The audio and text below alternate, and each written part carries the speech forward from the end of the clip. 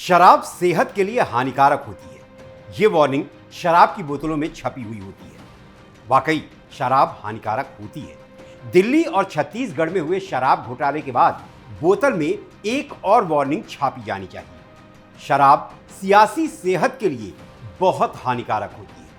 दिल्ली के मुख्यमंत्री और आम आदमी पार्टी के संयोजक अरविंद केजरीवाल और छत्तीसगढ़ के पूर्व मुख्यमंत्री और कांग्रेस के महासचिव भूपेश बघेल की सियासी सेहत पर शराब वाकई बेहद हानिकारक सिद्ध हुई है। नमस्कार, मैं हूं दीप सिंह परिहार और आप देख रहे हैं कैपिटल टीवी पर अपना पसंदीदा शो एक्स-रे।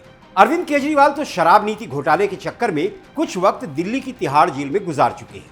सशर्त जमानत पर है और हो सकता है कि जल्द ही उनका अगला ठिकाना तिहाड़ जेल ही हो। आज हम अरविंद केजरीवाल की बात नहीं करेंगे। आज बात करेंगे राहुल गांधी के बेहद करीबी कांग्रेस नेता भूपेश बघेल की। शराब घोटाले के चक्कर में उनका भी नंबर लग ही गया। सोमवार सुबह ही भूपेश बघेल के भिलाई वाले घर पर ईडी यानी एनफोर्समेंट डायरेक्टरेट के अधिकारियों ने दस्तक दी। हुआ यूं कि छत्तीसगढ़ के पूर्व मुख्यमंत्री और कांग्रेस के महासचिव भूपेश बघेल के भिलाई वाले घर 3 पदम नगर पर ईडी के अधिकारी 4 गाड़ियों में पहुंचे।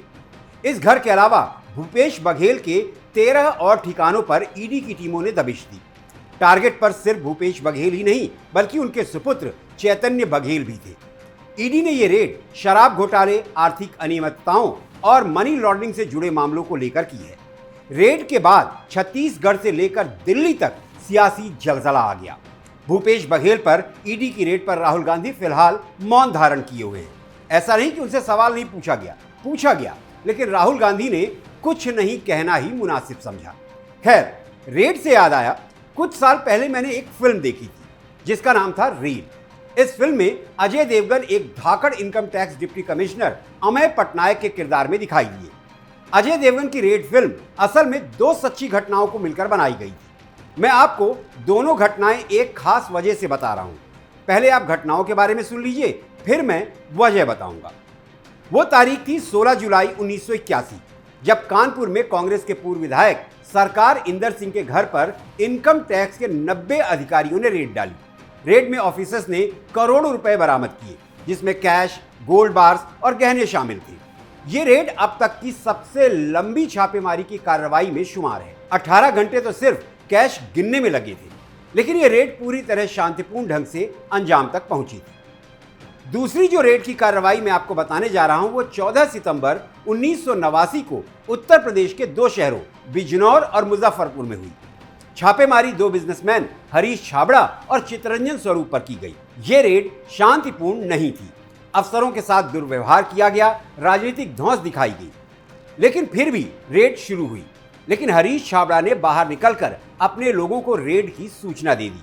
लोग इकट्ठा हो गए और अफसरों के साथ मारपीट की और कुछ को तो अस्पताल पहुंचा दिया।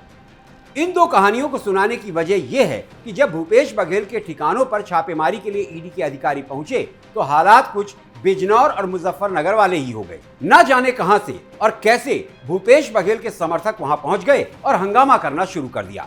हंगामा तब शुरू हुआ जब ईडी की टीम कांग्रेस महासचिव भूपेश बघेल के घर से छापेमारी खत्म करके बाहर निकल रही थी। अधिकारी चौंक गए। उन्होंने देखा कि भूपेश बघेल के सैकड़ों समर्थक उनके घर के बाहर जमा थे। इस भीड़ ने ईडी की टीम पर पथराव शुरू कर दिया। ईडी के सूत्रों से हमें यह जानकारी मिली कि भूपेश बघेल के समर्थकों के ईडी पर हमले में ईंट और पत्थर फेंके गए। शुक्र है हमले में किसी ऑफिसर को चोट नहीं लगी। लेकिन एक बात अच्छी हुई कि ईडी की टीम की सुरक्षा के लिए तैनात पुलिस के जवानों ने मौके पर ही एक हमलावर को पकड़ लिया और अपने साथ ले गई। ऐसा कहा जा रहा है कि ईडी इस मामले में आधिकारिक शिकायत दर्ज करवा सकती है। खैर, जान बची और लाखों पाए। मैं ये इसलिए कह रहा हूं क्योंकि भूपेश बघेल ने रेड के बाद कुछ लाखों की ही बात की है। रेड के बारे में ईडी ने तो कोई खुलासा नहीं किया, लेकिन भूपेश बघेल ने एक बयान दिया। उन्होंने कहा, मैं अखबार पढ़ रहा था और चाय पी रहा था, तभी ईडी की टीम आई। मैंने उनसे कहा कि उनका स्वागत है और मैं महीनों और सालों से उनका इंतजार कर रहा था। मेरी पत्नी, 3 बेटियां, बेटा, बहू, पोते और पोतियां यहाँ रहते हैं। हम खेती करते हैं। इस संयुक्त परिवार में हम 140 एकड़ जमीन पर खेती करते हैं। हमारे पास वही है जो हमने घोषित किया था। उन्होंने इसकी जांच की। अलग अलग लोगों से 33 लाख रुपए नगद मिले। मेरी पत्नी, बेटे, बहू और बेटियों से हम खेती भी करते हैं और डेयरी भी चलाते हैं, इसमें स्त्री धन भी शामिल है। यह भूपेश बघेल का पक्ष है। जबकि ईडी से जुड़े सूत्रों के मुताबिक छत्तीसगढ़ में सर्च ऑपरेशन के दौरान बहुत भारी मात्रा में कैश मिला है। इतना कैश कि ईडी की टीम को इस कैश को गिनने के लिए नोट गिनने वाली मशीन मंगानी पड़ी। सच क्या है वो तो देर सवेर सामने आ ही जाएगा। वैसे कांग्रेस महासचिव भूपेश बघेल ने ईडी की पूरी कार्रवाई को सियासी रंग देने में कोई कोर कसर नहीं छोड़ी। उन्होंने कहा, हमने उनसे कहा कि हम उन्हें लिख कर देंगे कि उन्हें हमारे घर से 30 से 33 लाख रुपए कैश मिले हैं। ऐसा माहौल बनाया गया कि नोट गिनने वाली मशीनें लाई गई हैं। मुझे नहीं लगता कि यह बहुत बड़ी रकम है। यह साफ है कि अब विधानसभा में सवाल पूछना अपराध हो गया है। कवासी लखमा ने सवाल पूछे और ईडी 8 बजे के भीतर उनके आवास पर थी। उन्हें 8 दिन के अंदर जेल भेज दिया गया। मैंने विजय शर्मा से गरीबों के लिए आवास के बारे में पूछा था। चौथे दिन ईडी के अधिकारी मेरे आवास पर आ गए। भूपेश बघेल और उनका बेटा चैतन्य शराब घोटाले के दलदल में कितने धंसे हुए हैं वो जांच सामने आ जाएगी। बघेल परिवार फुल वॉल्यूम में यही कह रहा है कि वो बेगुनाह है। हालांकि एक बात यह भी सच है कि कांग्रेस और घोटालों का चोली दामन का साथ है और इसका तो इतिहास गवाह है। बहरहाल अब आपको ये बता देते हैं कि भूपेश बघेल के दामन पर जिस घोटाले की कालिख लगी है वो क्या है। ईडी ने इस मामले में जुलाई 2023 में एक शिकायत दर्ज की थी, जिसमें रायपुर के मेयर एजाज ढेबर के भाई अनवर ढेबर, पूर्व आईएएस अधिकारी अनिल टुटेजा और Chhattisgarh state marketing corporation limited के मैनेजिंग डायरेक्टर अरुण प्रति त्रिपाठी जैसे नाम शामिल हैं। ईडी ने आरोप ये लगाया कि इन लोगों ने शराब की खरीद प्रक्रिया में गड़बड़ी कर राज्य के खजाने को 2161 करोड़ रुपए का नुकसान पहुंचाया। अब तक की जांच में ईडी ने कई बिजनेसमैन और ब्यूरोक्रेट्स की करीब 205 करोड़ 49 लाख रुपए की संपत्तियां जब्त की हैं। ईडी की जांच आगे बढ़ी तो कुछ और नाम सामने आए। ईडी के अनुसार भूपेश बघेल के बेटे चैतन्य बघेल को कथित रूप से इस घोटाले से कमाई गई ब्लैक मनी का हिस्सा मिला था। जांच रिपोर्ट में साफ साफ कहा गया है कि इस घोटाले के माध्यम से करीब 2161 करोड़ रुपए विभिन्न फर्जी योजनाओं के जरिए हेरा फेरी कर पचा लिए गए।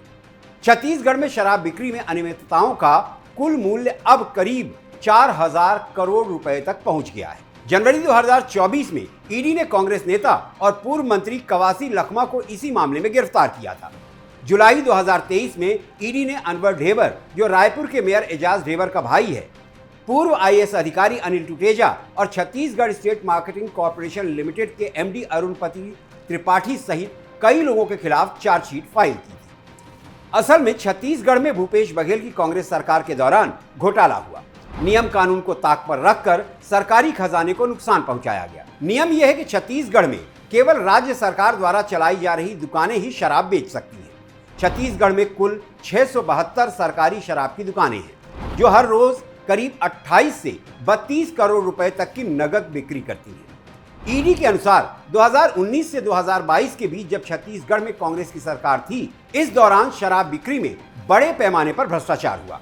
सरकारी ठेके से बिना हिसाब किताब वाली देशी शराब बेची गई, जिससे सरकार को करीब 4000 करोड़ रुपए का नुकसान हुआ। बिजनेसमैन, पॉलिटिशियन और ब्यूरोक्रेट्स के कॉकस ने बड़े पैमाने पर ब्लैक मनी बनाई। इस घोटाले का पैसा सरकारी खजाने में न जमा होकर सीधे इस कॉकस की जेब गर्म करता रहा। 2024 में हुए चुनावों में जनता ने कांग्रेस की भूपेश बघेल सरकार को छत्तीसगढ़ से बेदखल कर दिया और सत्ता में आई बीजेपी। बीजेपी ने सत्ता में आते ही इस घोटाले की जांच को टॉप गियर में शुरू किया। 70 लोगों को आरोपी बनाया गया। एफआईआर दर्ज की गई। इस एफआईआर में एक्साइज डिपार्टमेंट के ऑफिसर, पॉलिटिशियंस के साथ साथ कई और लोगों के नाम शामिल हुए। अप्रैल 2024 में ईडी ने इस मामले में दूसरी ईसीआईआर यानी एनफोर्समेंट केस इंफॉर्मेशन रिपोर्ट दर्ज की, जबकि इससे पहले सुप्रीम कोर्ट ने ईडी की पहली ईसीआईआर रद्द कर दी थी। जांच जारी है, लेकिन आदत से मजबूर कांग्रेस के सभी नेता शराब घोटाले से जुड़े आरोपों को बीजेपी के बदले की राजनीति बता रहे हैं। अब राहुल गांधी के लाडले कांग्रेस प्रवक्ता पवन खेड़ा का बयान ही देख लीजिए। वो कहते हैं, बीजेपी इस प्रकार की कार्रवाइयों से कांग्रेस को रोक नहीं सकती है। हम न डरते हैं न डरेंगे। बेहद ही हास्यास्पद बयान है।